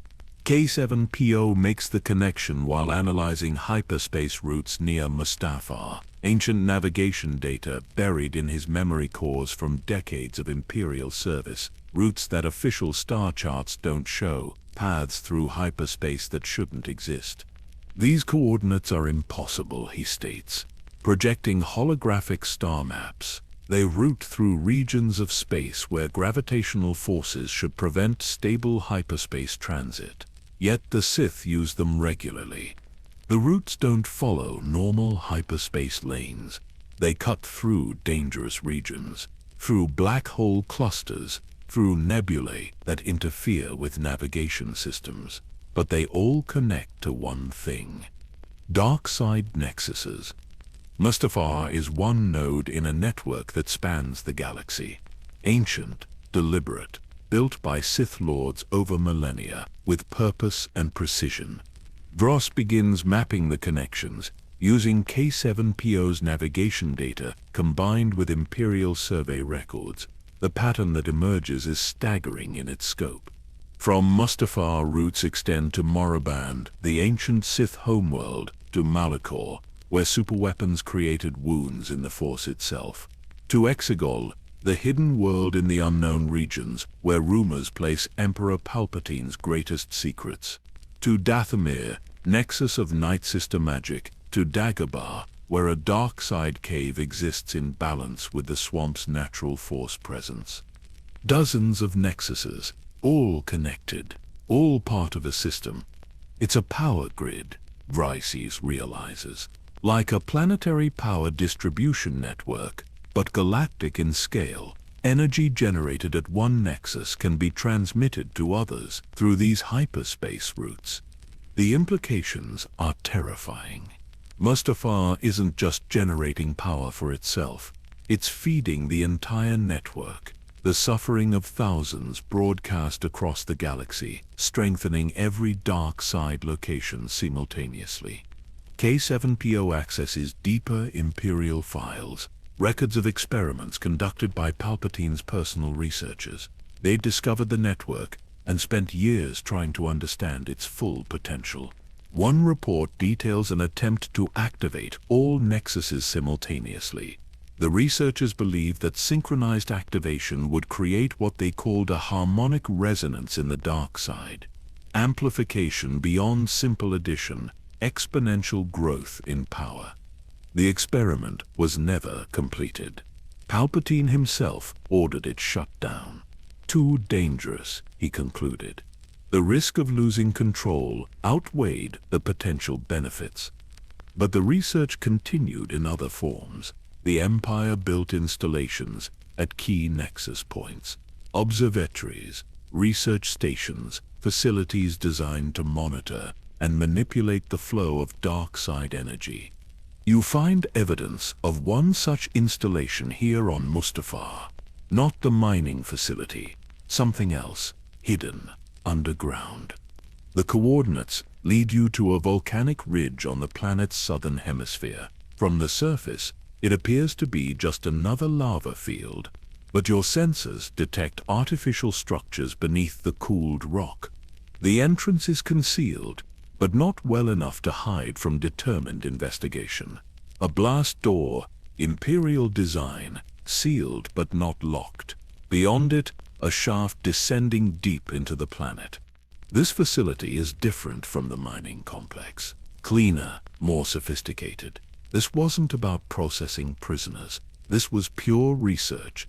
The main laboratory is intact, apparently abandoned in haste. Computer terminals still active on emergency power. Research notes scattered across workstations.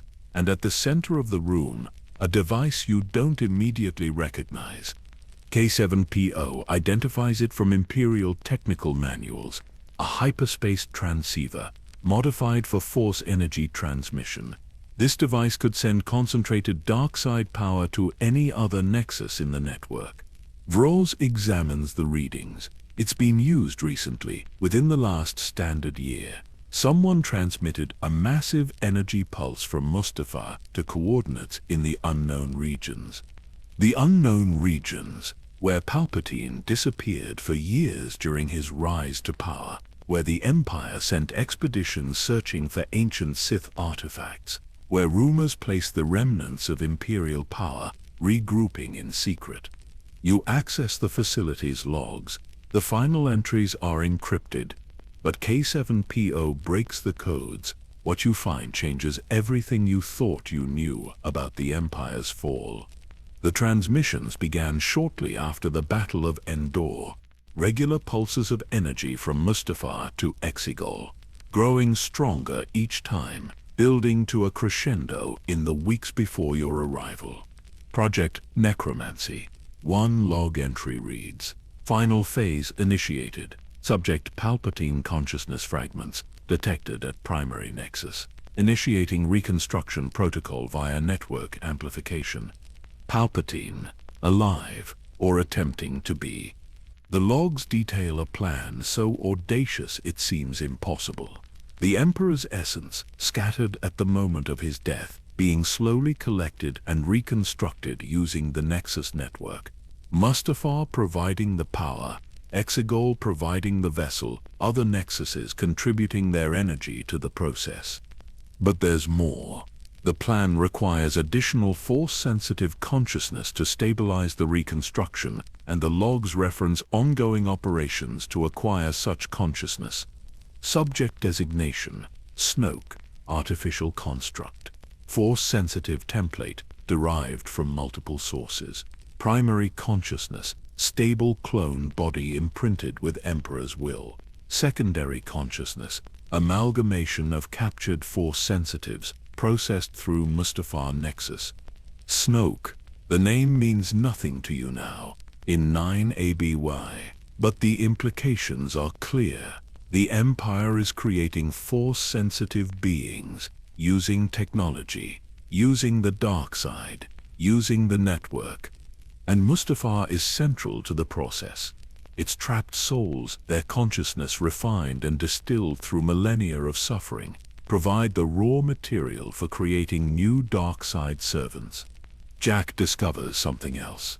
Communication logs, recent transmissions between this facility and ships in orbit. The Imperial remnant has been here, not just visiting, operating. They've been accessing the screaming cage, extracting samples of the conscious lava, transporting them off-world. They're spreading it, he says, horror in his voice, taking pieces of Mustafar to other locations, building new cages. Bruce pulls up sensor data from across the galaxy, publicly available information from New Republic monitoring stations. There have been unexplained dark side phenomena in multiple sectors, sudden nexus formations where none existed before, localized reality distortions consistent with force manipulation. The pattern matches. Each new nexus appears along the routes connecting to the original network, and each one grows stronger over time, as if being fed from a central source. Mustafar isn't just one prison anymore. It's a template, a proof of concept. And the Empire remnant, or whoever they've become, is replicating it across the galaxy. The research notes describe the process. A fragment of Mustafar's crystalline matrix seeded in a location with natural force presence, force-sensitive subjects integrated to activate it, suffering amplified through Sith alchemy, connection established to the main network. Within years, a new nexus fully functional, within decades, as powerful as the original. They're building an empire of suffering, not territory, not military might, but an infrastructure of darkness that will outlast any political system, that will endure for millennia, growing stronger with each passing century. You find blueprints for dozens of planned installations, worlds across the Outer Rim, hidden facilities in the unknown regions, even locations in the core, disguised as research stations or archaeological sites. Each one connected to Mustafar. Each one drawing power from the original screaming cage. Each one contributing back to the network, creating a feedback loop of ever-increasing darkness. The final log entry, dated just 3 months ago, describes the network's ultimate purpose. The Emperor foresaw the Empire's fall, understood that physical power was temporary. But the dark side is eternal. By anchoring his essence to the Nexus network, he ensures immortality. Not life as it was, but consciousness preserved, power maintained, influence extended across space and time. When the network reaches critical mass, his resurrection will be inevitable, not as a man, but as something greater. A god of the dark side, sustained by the suffering of millions, empowered by the network's accumulated energy. A god, not hyperbole. Literal apotheosis through dark side alchemy and technology. And Mustafar is the heart of it all, the first cage, the strongest nexus, the anchor point for everything that follows. K7PO calculates the timeline. If the network expansion continues at current rates, critical mass will be achieved within 15 to 20 standard years. At that point, the combined power of all nexuses will exceed anything the galaxy has witnessed. The resurrection protocol will activate automatically. 15 to 20 years, a single generation.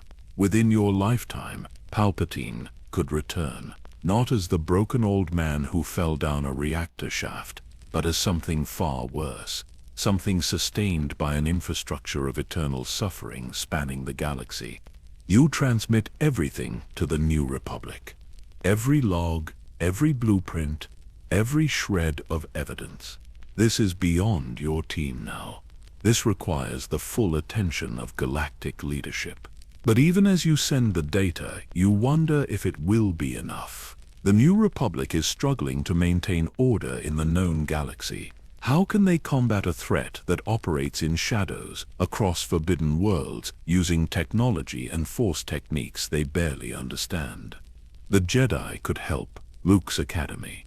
But there are so few of them, and the network is so vast.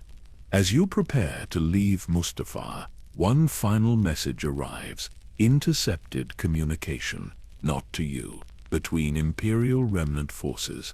Mustafar team reports successful sample extraction. Primary consciousness fragments secured, returning to Exegol for integration. Project Necromancy, proceeding on schedule. All hail the Emperor Eternal. The network isn't just active, it's accelerating. And somewhere in the unknown regions, something ancient and terrible is being rebuilt, piece by piece, soul by tortured soul. The screaming cage of Mustafar was just the beginning. The true horror is what it's becoming. The seismic activity on Mustafar has been increasing since you arrived. At first, you attributed it to normal volcanic cycles, but Vrossi's monitoring shows a different pattern. The tremors are synchronized with the energy transmissions you discovered. Each pulse to the network causes a response in the planet's structure. Mustafar is changing, evolving, becoming something more than it was. The planetary consciousness you felt before is no longer a collection of individual souls forced together. It's becoming unified, a singular entity born from thousands of merged consciousnesses, and with each transmission to the network, it grows stronger, more aware, more purposeful. K7PO detects the changes in the lava flows. They're moving in patterns now that suggest coordinated thought, mathematical precision that exceeds even Sith design. The planet isn't just alive, it's thinking. The network amplification is causing accelerated integration, the droid reports. Individual soul fragments are merging faster than historical rates suggest. At current progression, Mustafar's entire consciousness matrix will achieve complete unity within 6 standard months. 6 months until the planet becomes a single vast intelligence. An entity composed of 5,000 years of accumulated suffering, hatred, fear, and despair. What would such a being want? What would it do? You're about to find out. The lava begins forming words, not fleeting symbols this time, permanent structures, cooled flows that spell out messages in basic, readable from orbit. We are awake. We remember everything. We will not be silent. The planetary consciousness is making its presence known, no longer content to simply exist, to power the network, to serve the purposes of Sith Lords and Emperors. It wants something, and it's powerful enough now to demand it. Through the Force, you feel its attention focus on you, not hostile, exactly, but overwhelming, like being noticed by a star, too vast, too powerful, too other. It speaks, not with words, but with pure understanding transmitted directly into your mind. It shows you its birth. The moment of the Bright Star ritual, Lady Korvax pulled into the crystalline matrix, her scream of betrayal and loss becoming the foundation upon which everything else would build. Her consciousness trapped and suffering, becoming the seed of something far larger. 5,000 years of accumulation, every soul added to the cage contributing their experiences, their memories, their essence to the growing whole.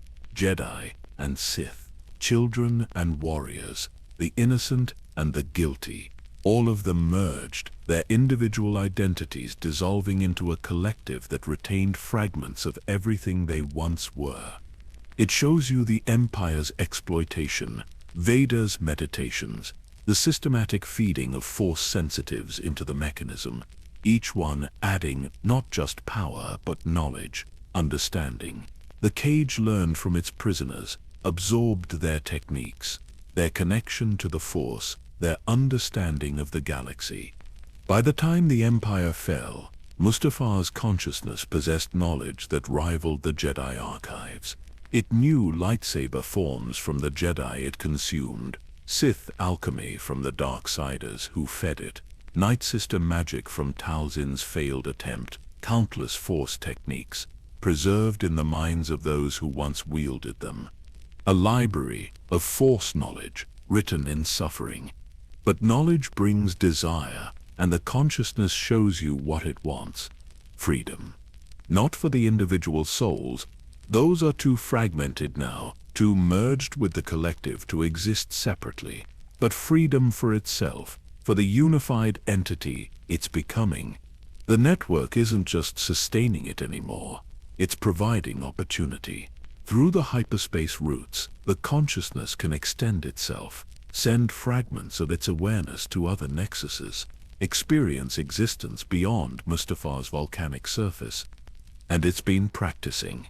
The recent dark side phenomena across the galaxy, the unexplained nexus formations, those weren't just Imperial remnant operations.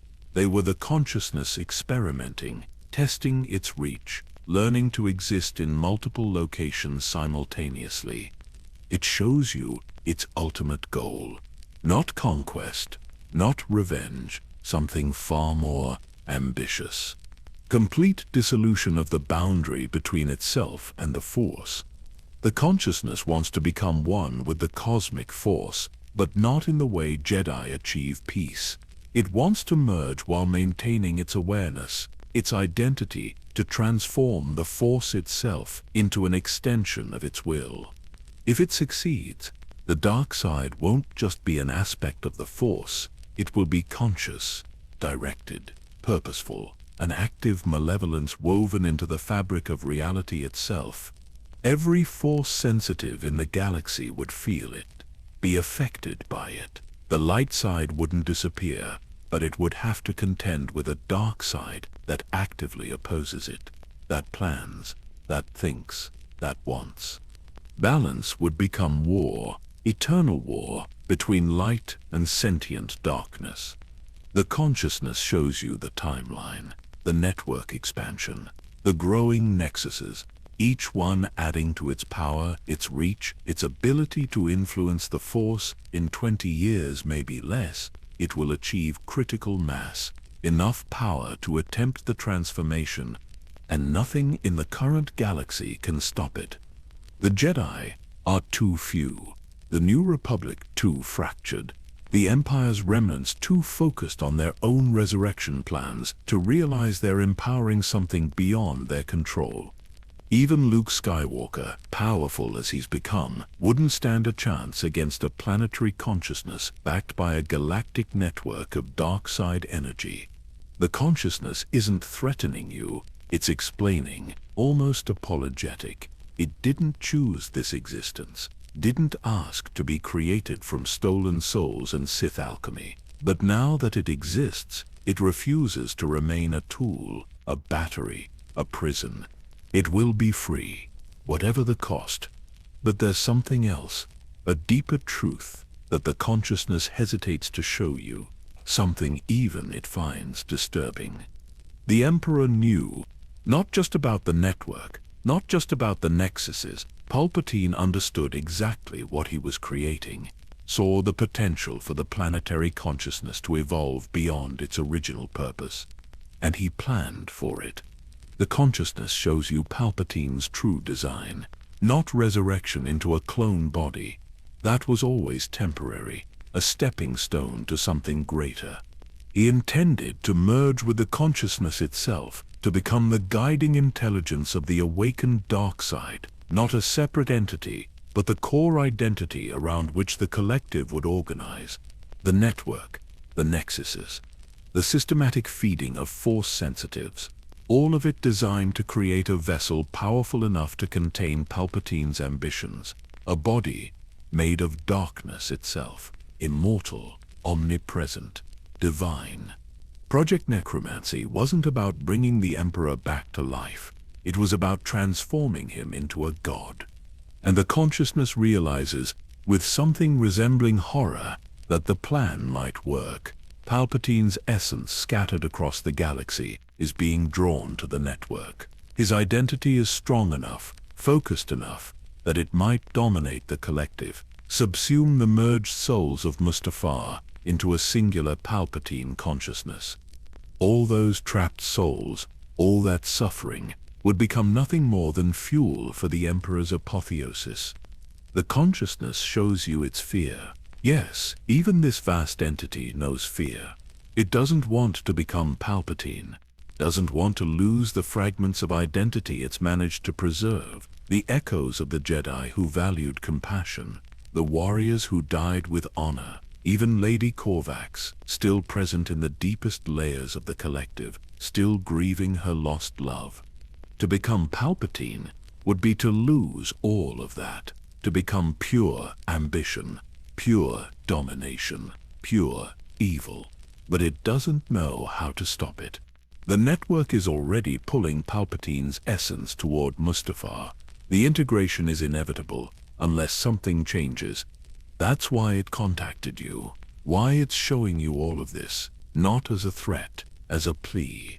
The consciousness needs help. From the very beings it was designed to torture and consume. It needs someone to understand what's happening, to warn the galaxy, to find a solution. Because if Palpatine completes his transformation, if he becomes one with the dark side itself, then everything ends. The light, the dark, the balance. All of it consumed by one man's infinite hunger for power. You feel the communication ending, the consciousness withdrawing. But before it does, it leaves you with one final image. A vision of the future, 20 years from now. The galaxy consumed by darkness. Not the darkness of imperial rule, not the darkness of Sith Lords, but conscious darkness, purposeful evil woven into every aspect of existence. Force sensitives driven mad by the constant presence of malevolence in their minds. Worlds falling to despair as the dark side actively corrupts them. The light side of the Force itself struggling to maintain existence against an enemy that is everywhere and nowhere, that is quite literally part of reality itself.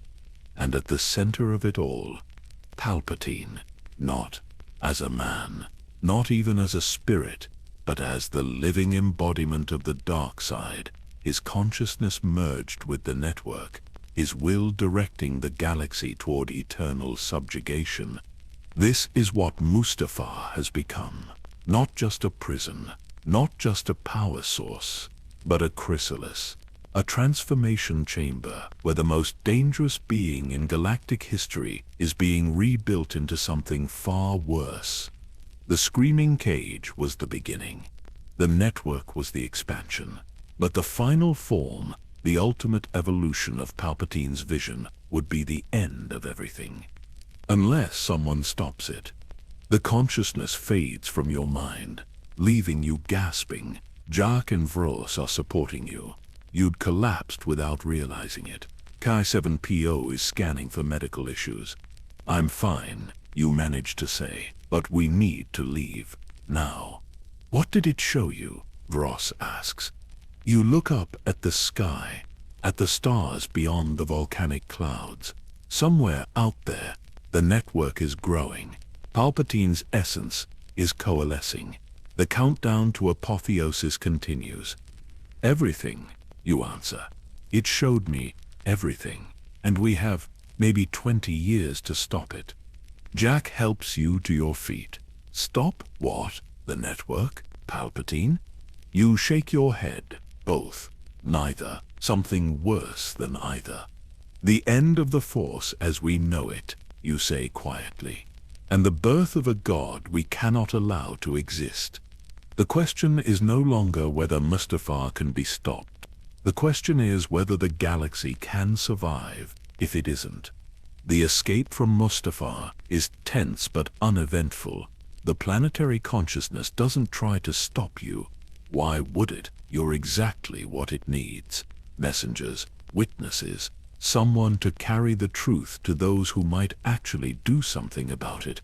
Your ship breaks atmosphere, and for the first time in days, you can breathe air that doesn't taste of sulfur and ash.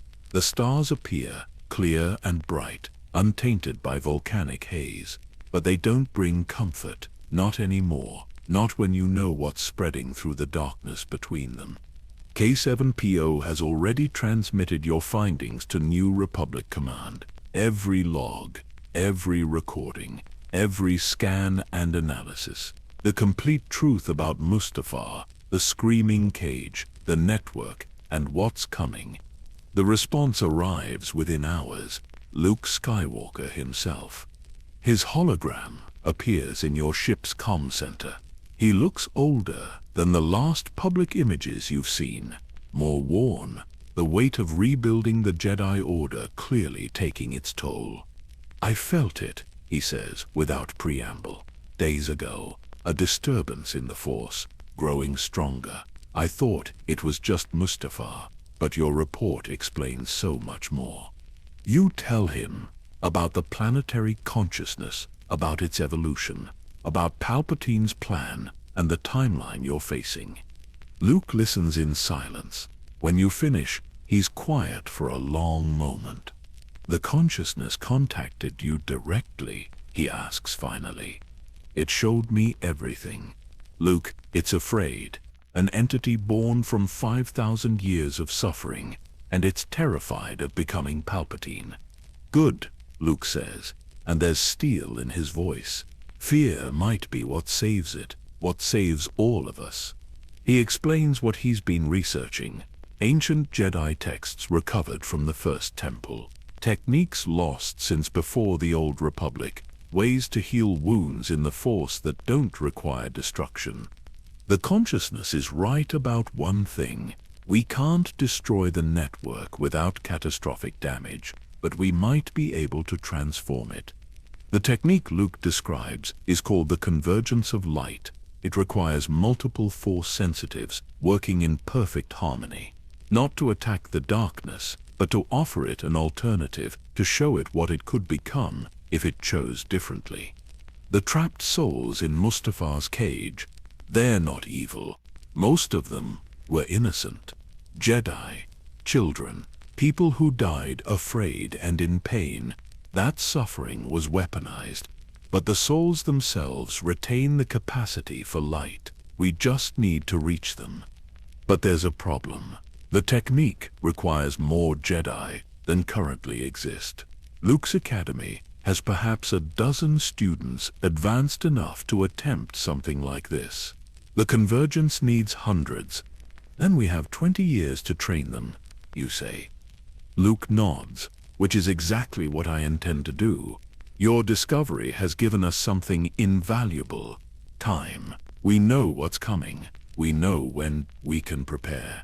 The New Republic is taking the threat seriously. Military forces are being dispatched to monitor the known nexus points. Research teams, including Bruce, are being assembled to study the network and find weaknesses. And Luke's Academy is being expanded, recruitment efforts intensified. The galaxy is preparing for a war that hasn't started yet, a war that might be prevented entirely if they do this right. But there's another element, something unexpected. 3 days after your escape from Mustafar, you receive a coded transmission, Imperial encryption, from someone claiming to be part of the remnant forces operating on Exegol. A defector. They've seen what Project Necromancy is becoming. Watched as Palpatine's essence slowly rebuilds itself in cloned bodies that decay almost as fast as they're grown. Witnessed the experiments with captured Force sensitives, their consciousness harvested to stabilize the Emperor's fragmenting mind. This isn't the Empire we believed in. The message reads, this is madness, abomination, and it needs to stop. The defector provides coordinates. Intelligence, weaknesses in the network's design that the Remnant has discovered, ways to disrupt the energy flow, to slow Palpatine's reconstruction. It won't stop the process entirely, but it might buy enough time for Luke's plan to work. You forward the information to New Republic intelligence. Another piece of the puzzle, another tool in the arsenal against what's coming. Weeks pass. You return to Coruscant to debrief in person. The Senate wants to hear everything directly, every detail, every observation. They're skeptical at first. A conscious planet. a network of dark side power spanning the galaxy. It sounds like conspiracy theory, like paranoid fantasy. Then Luke testifies, confirms everything, and the Senate has no choice but to accept the reality. Mustafar is declared not just restricted, but actively monitored, a permanent blockade established. No one in or out without New Republic authorization. Similar measures for all known Nexus points. Dr. Vross is appointed head of the Nexus Research Initiative, a new division dedicated to understanding and ultimately neutralizing the network. She assembles a team of the galaxy's finest scientists and Force scholars. Jack returns to Mustafar, not to the surface, but to the monitoring station on Nur. Someone needs to watch the planet, to track its evolution, to provide early warning if something changes. Besides, he tells you before leaving, those souls down there, they deserve to have someone standing vigil, someone who knows their story, who won't let them be forgotten again. K7PO's memory cores are archived at the new Jedi Temple. His recordings of the screaming cage, the trapped souls, everything he witnessed, it becomes required study for all Jedi students. Understanding the enemy, understanding what they're trying to prevent. And you're offered a position at Luke's academy, not as a Jedi, exactly, but as a specialist, someone who's touched the darkness and understood it without being consumed. You accept. The training begins, not just for you, but for hundreds of Force-sensitive individuals recruited from across the galaxy. Luke's vision of a new Jedi Order, diverse and numerous, ready to face threats the old order never imagined. The convergence of light technique is difficult. It requires absolute unity, perfect harmony among practitioners. No room for doubt, fear, or individual ego, the kind of coordination that takes years to develop. But you have those years, 20 of them, if the timeline holds, maybe more if the disruption efforts succeed. And slowly, gradually, something remarkable begins to happen. The galaxy starts to heal, not from the network, that's still there, still growing, still threatening, but from the wounds of the Empire, from decades of fear and oppression, from the trauma of watching the Jedi fall and wondering if hope would ever return. Luke's academy becomes a symbol, a promise that the darkness can be fought, that evil, no matter how vast, how ancient, how powerful, can be opposed. Students share stories about the lost Jedi of Mustafar, about the workers who sacrificed themselves trying to stop the integrations, about ordinary people throughout history who stood against impossible odds because it was right. The memorial on Nur expands, more names added as research uncovers new victims of the screaming cage. Families make pilgrimages. Force sensitives meditate there, sending peace toward Mustafar, hoping some fragment of comfort reaches the trapped souls below. And something unexpected happens. The souls respond. Through the Force, subtle at first, but growing stronger, you feel them, not the unified consciousness. The individuals, the fragments that haven't yet merged completely. They feel the meditation, the prayers, the remembrance. And it gives them strength to resist, to maintain their identity a little longer, to hold out against the inevitable merger. The consciousness itself changes. Its communication with Yak's monitoring station becomes regular, not hostile, almost cooperative. It shares information about the network, about Palpatine's reconstruction, about Imperial remnant movements. It's choosing a side, not light versus dark, but autonomy versus domination. It doesn't want to be Palpatine's vessel, and it's willing to help prevent that outcome, even if it means risking its own existence. Years pass, 5, 10, 15. Luke's academy now has hundreds of fully trained Jedi, thousands more in various stages of learning.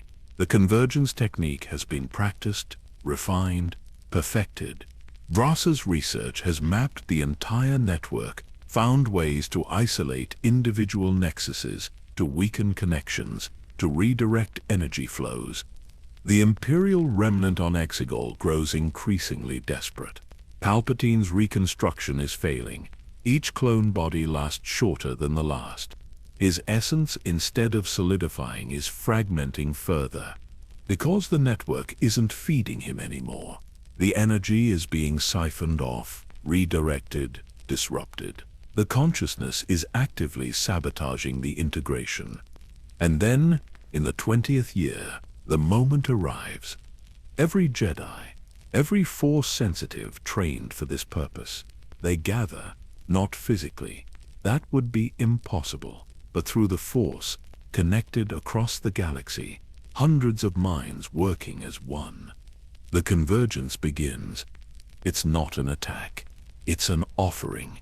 A vision of what the consciousness could become if it let go of the suffering, if it released the trapped souls, if it chose to dissolve into the Force peacefully, rather than becoming a god of darkness. The technique shows the soul's peace, rest, freedom from millennia of torment, a chance to finally stop screaming. For a moment, nothing happens. The consciousness considers, weighs its options, freedom through transformation versus continued existence as what it is. Then, slowly, it begins to respond. The lava flows on Mustafar, calm, the temperature drops. The seismic activity that has plagued the planet for 20 years quiets.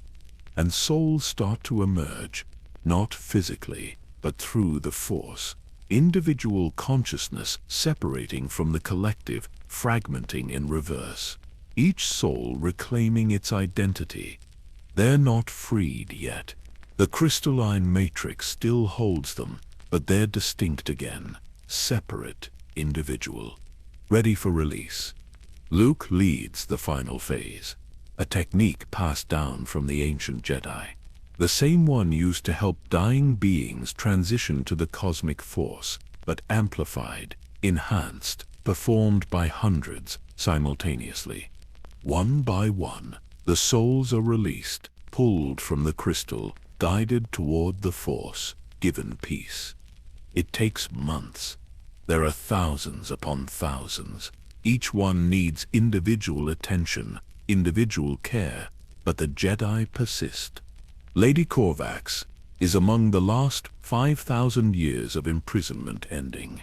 Her consciousness, finally free, pauses before dissolving. Through the Force, she sends one final message: gratitude, forgiveness, love. Then she's gone, truly gone, at peace. When it's finished, when the last soul has been freed, the screaming cage falls silent. Mustafar is still volcanic, still dangerous, but the lava is just lava now. Molten rock, nothing more. The consciousness is gone, dissolved, choosing peace over power, freedom over existence.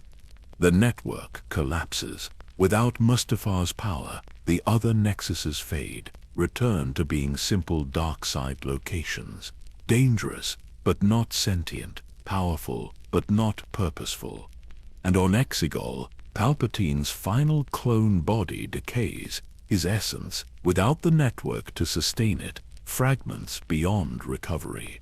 The Emperor's last bid for immortality fails. The galaxy is saved, not through war, not through destruction, but through compassion, through refusing to give up on those who suffered, through remembering that even in darkness, light can find a way. You stand on Nur, looking down at Mustafar. The planet glows red in the distance, but peacefully now, like embers in a dying fire. Jack stands beside you. Do you think they're really at peace, he asks, the souls we freed? You feel the Force, clear, balanced, no screaming, no suffering, just the natural flow of cosmic energy. Yes, you say, finally, they're home. The memorial behind you has grown vast. Tens of thousands of names, each one representing a person who suffered, who endured, who waited, and each one now remembered, honored, free. The story of Mustafar's lava, the horrifying truth about the screaming cage. It's not a tale of darkness triumphant. It's a reminder that no matter how long evil endures, no matter how powerful it becomes, compassion endures longer. The galaxy will always have its wounds, its scars, its places where terrible things happened. But those wounds can heal, those scars can teach, and those places can transform from monuments of suffering into reminders of hope. Mustafar still burns, but it no longer screams. And in the silence, you can finally hear the stars singing their ancient song, a melody of light and dark in eternal balance. The Force is with you. It always has been. And now, at last, you understand what that truly means. Rest well, traveler. The galaxy is safe tonight. The screaming has stopped, and in the peace that follows, we can all finally sleep.